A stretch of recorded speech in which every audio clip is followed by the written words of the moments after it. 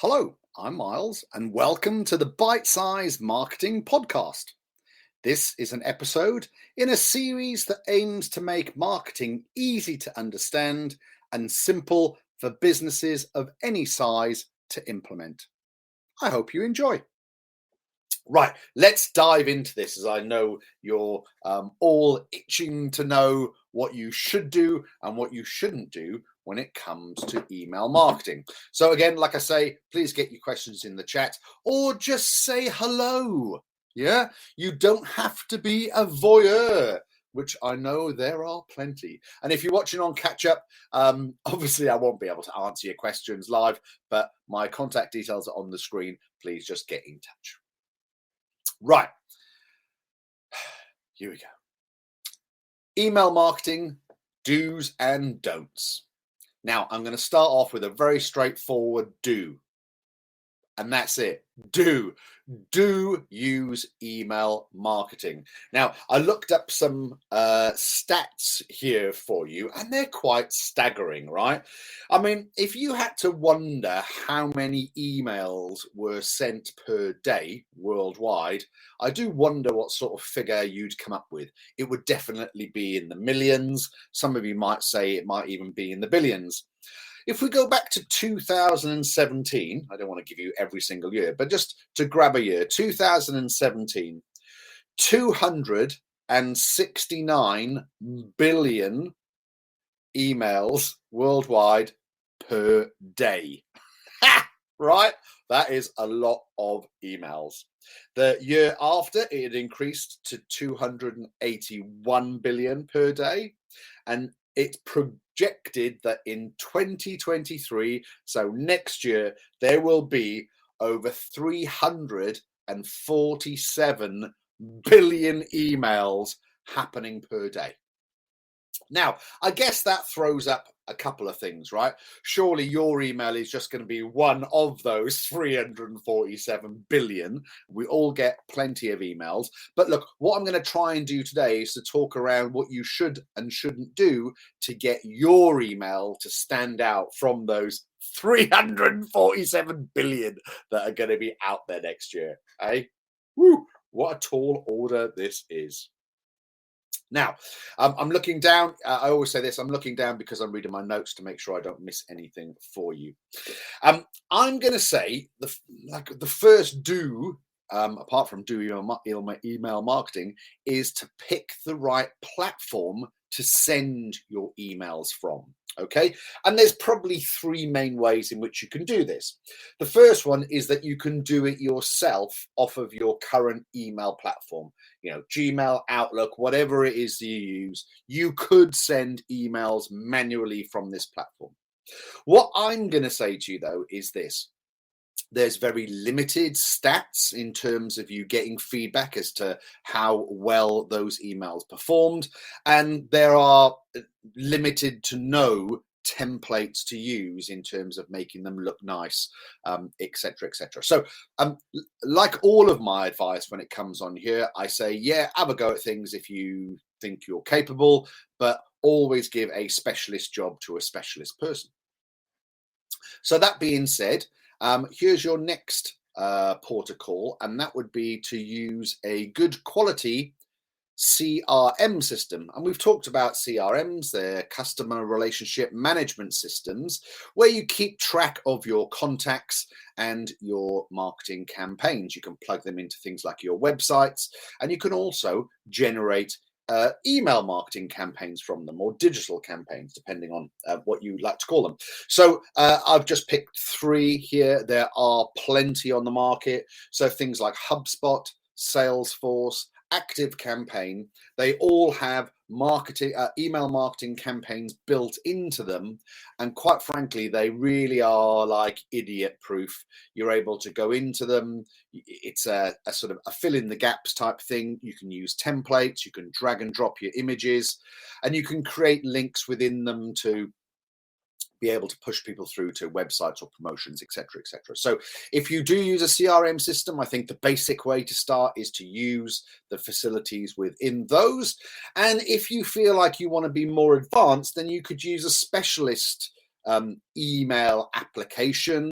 I'm sure you're all very familiar with things like MailChimp or Sendinblue or GetResponse. And again, there's a huge, huge array of others that are out there.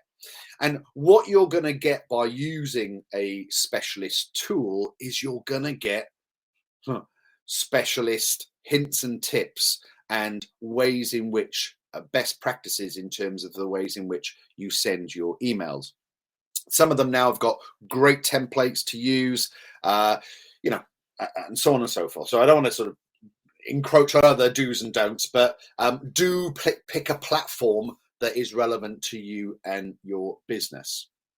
The second thing I'm going to say is you must select your target market or filter who you're going to send these things to. Okay, so identify the receiver.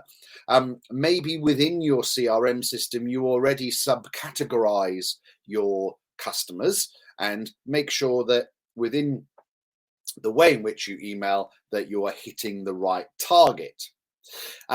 Now, you may want to break these down in terms of selecting people by a product or a service that you use, or the amount of money they spend with you, or the amount of time they've been with you, right? Or part of the buying cycle where they are, whether they sign up to a newsletter, and so on and so forth. So all of the tools that I've mentioned, with the exception of the do-it-yourself one, they will all have a way of you segmenting your target market. Now, these aren't in any particular order, right? So I would say that one of the first things you've got to do is set yourself a goal or an objective in terms to why you're doing said email campaign, right? Don't just do it for nothing. But what I'm going to say to you now is that now is absolutely, excuse me, the right time to start an email marketing campaign, because you've got something very topical to talk about. So you could wish your customers a very Merry Christmas and a prosperous New Year. Or you could give them some information maybe about your opening hours across the festive season. So there's a good natural way, if you like, to get you into an email campaign.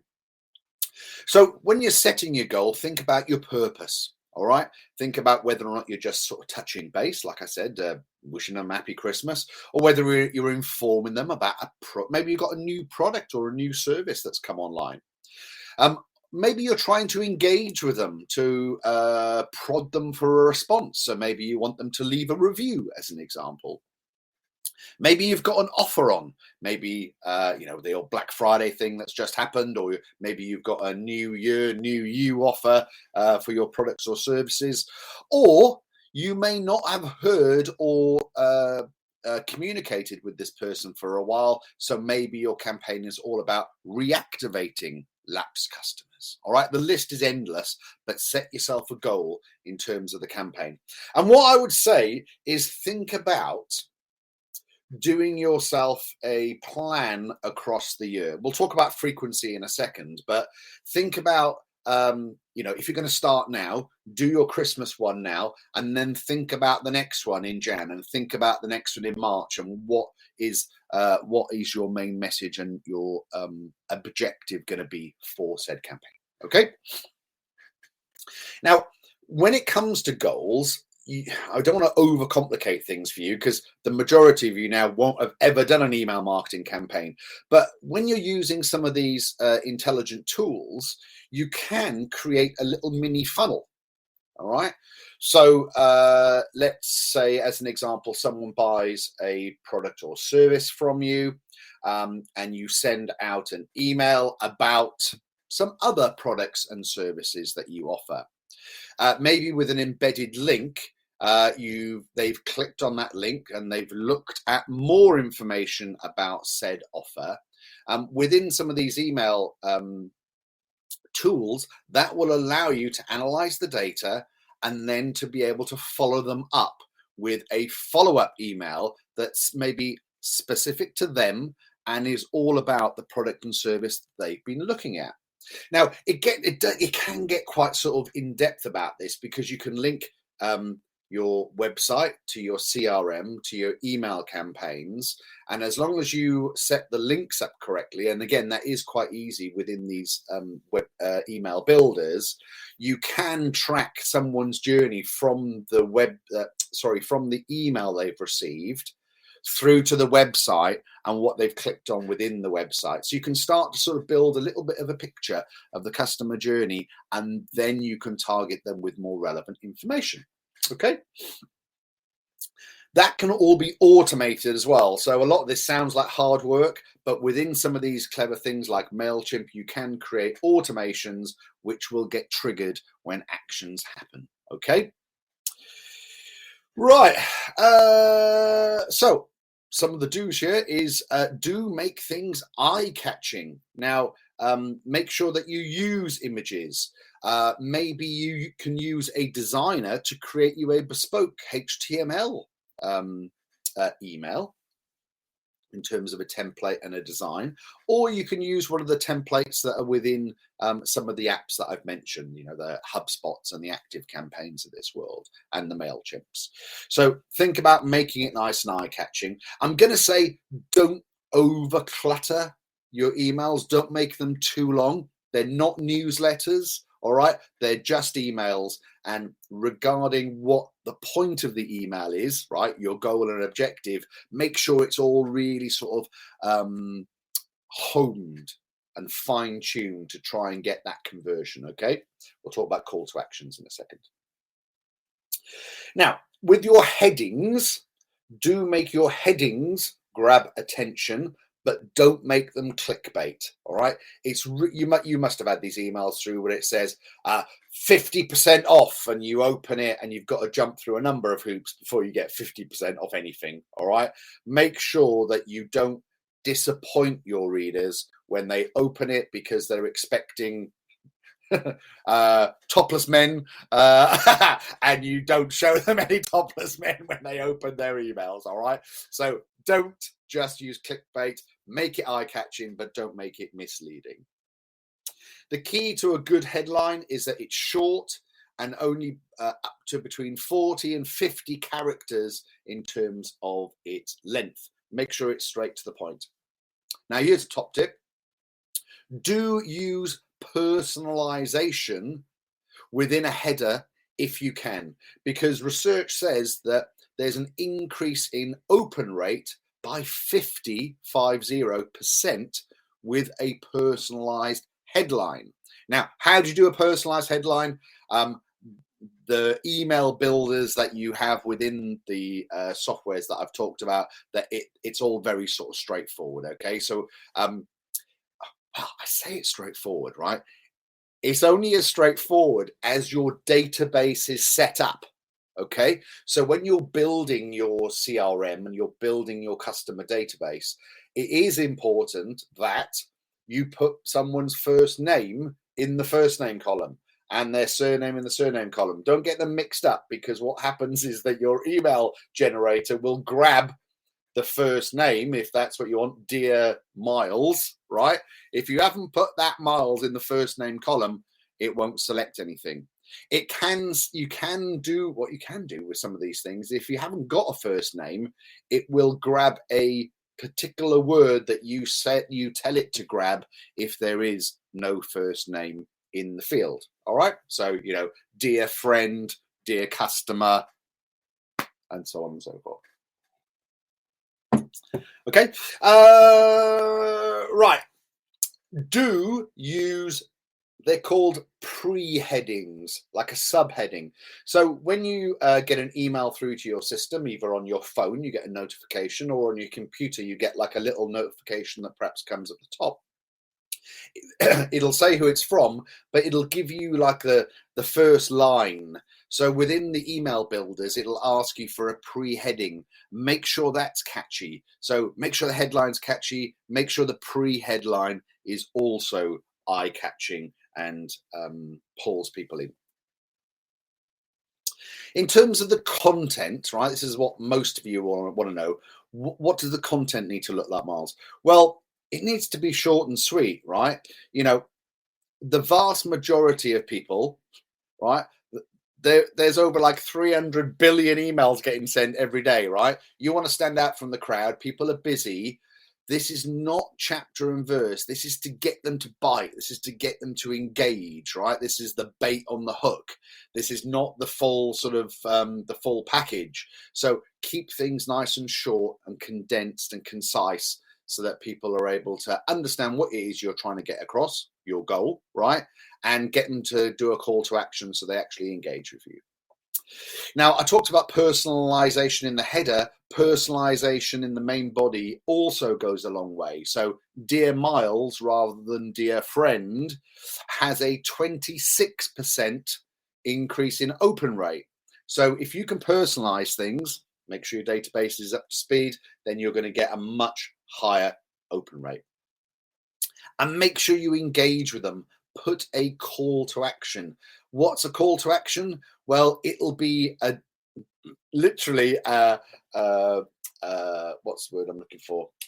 It's my mind's gone black now. Sorry. It's a directive to try and encourage the user to be able to engage with you by doing an action. I think I was struggling to find the word action there. Oh dear. Thanks for staying with us.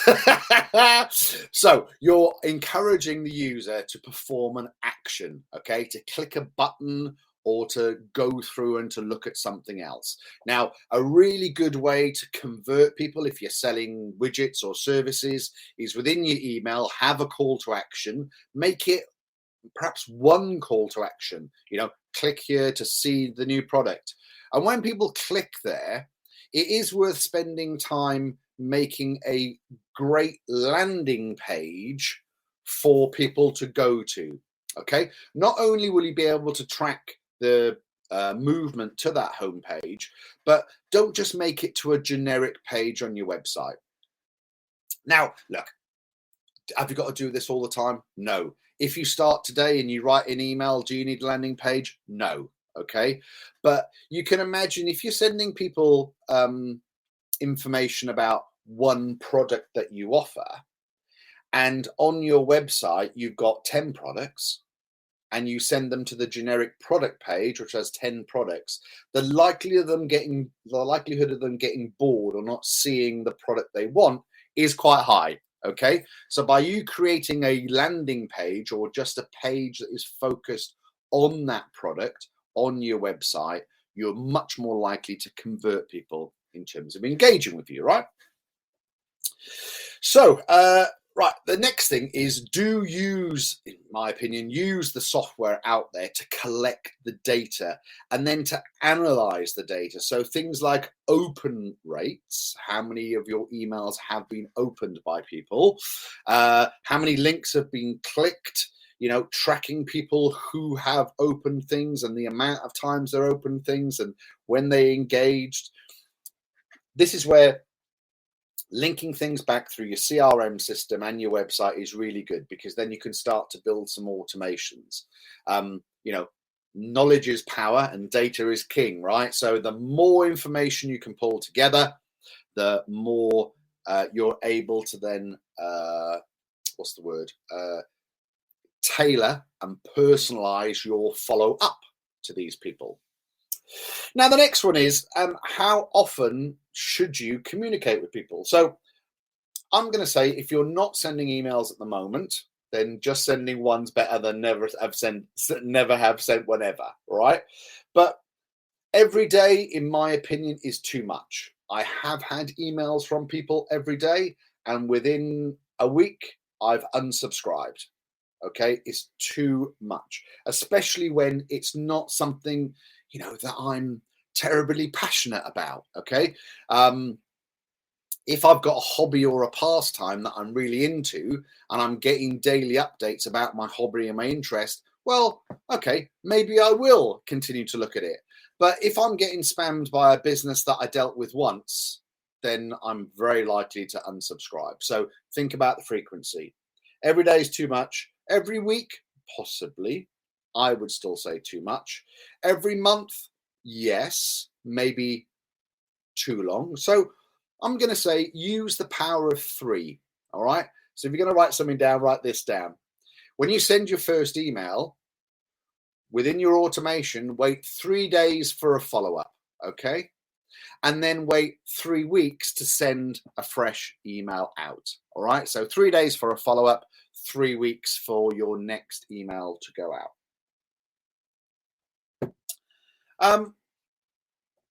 When you're building your emails, think about mobile. Don't think about your desktop, think about your mobile. So if you add too many pictures in, people are going to be scrolling through.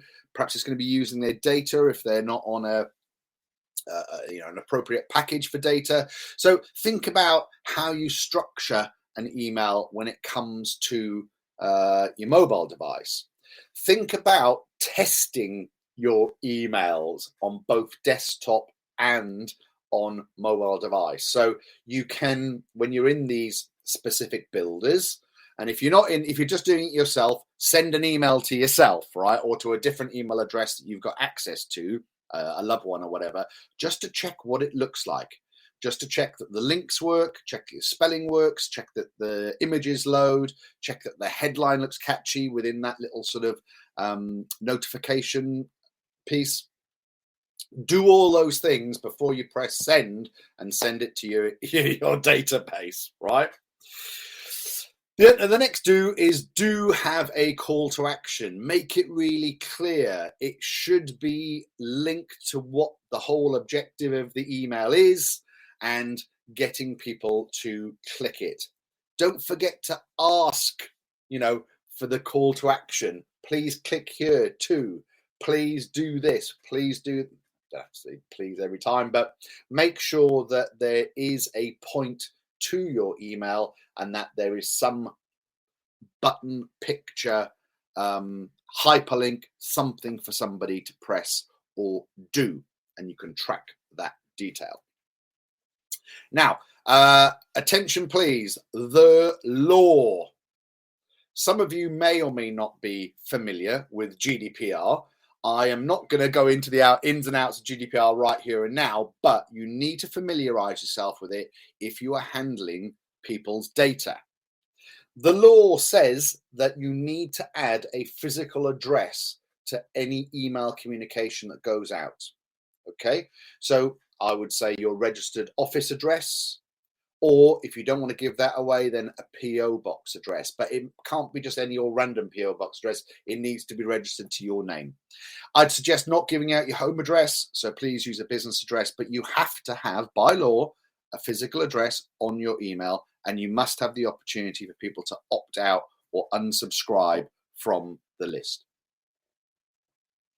Saying that, in terms of GDPR rules, these people should have already opted in to receiving emails from you, either by a form on your website or subscribing to a newsletter or any other way in which they've engaged with you and given you their permission in order to share.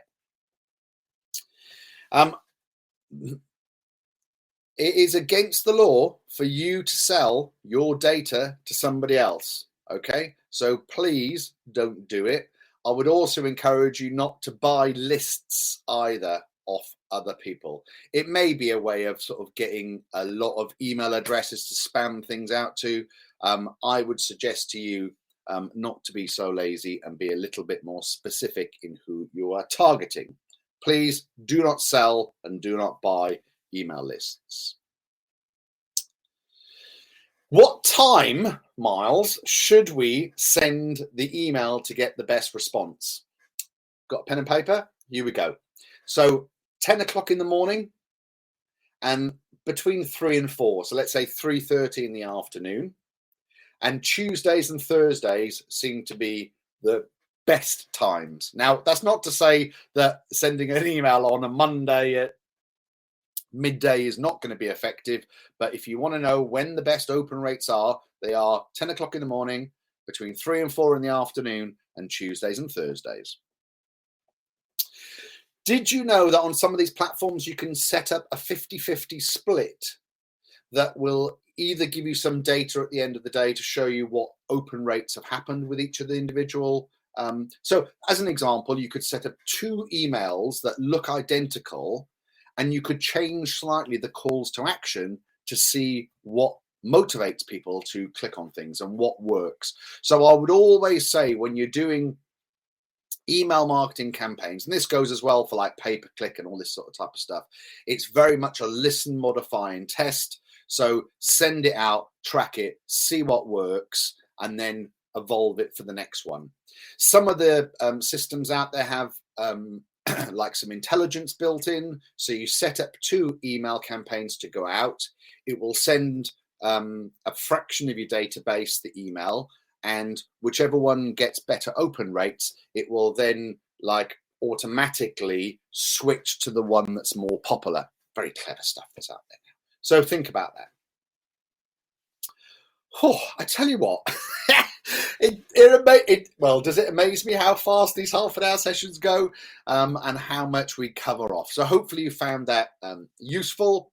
If you've got any questions, pop them in the chat now, because I'm about to go through my top 3 tips for email marketing campaigns, and they are: do grow your email list the right way. Get people to sign up and opt in, and please don't sell or buy in lists. The second top tip is do analyze your data and use it to follow up. Be sort of very targeted and specific. So send out emails to everybody, look at the open rates, those that are engaging with you most, follow them up in the way that they're engaging with you. If they've been clicking on new product links, then send them more details about the new products. And the third tip is get personal. Personalize your emails, and you will cut through those billions, those hundreds of billions of emails that get sent per day. Over a 50% open rate when you personalize the header, and over 26% open rate when you personalize the when you address it to a particular person. Dear Miles as opposed to dear friend. All right, there we go. Thank you so much indeed for listening to this bite-sized podcast. If you have any questions at all, please do not hesitate to contact me. You can email me on miles@milesmarketing, all one word, .co.uk. Or why don't you send me an inappropriate GIF? You can do that on WhatsApp. It's +44 754 069 5785.